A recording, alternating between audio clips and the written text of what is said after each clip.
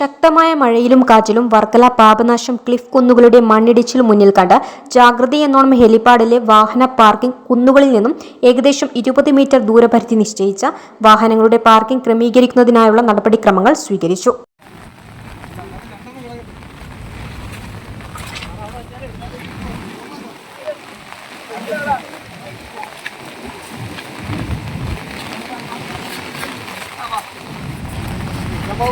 Varkala ഹെലിപ്പാഡിലും cliff കുന്നുകളിലും എത്തുന്ന വിനോദസഞ്ചാരികൾക്ക് വിശ്രമിക്കുന്നതിനായി സ്ഥാപിച്ച ഇരിപ്പിടങ്ങൾ 20 മീറ്റർ പുറകിലേക്ക് മാറ്റി സ്ഥാപിക്കുകയും ചെയ്തു.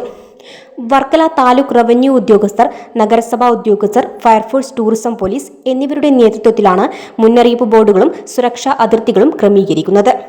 വർക്കല ഹെലിപ്പാഡിലെ ക്ലിഫ് കുന്നുകളിൽ വിനോദസഞ്ചാരികൾക്കായി ഒരുക്കിയിരിക്കുന്ന എല്ലാവിധ സൗകര്യങ്ങളും നിശ്ചിത ദൂരപരിധിയിൽ പുറകിലേക്ക് മാറ്റി ക്രമീകരിക്കുന്നു.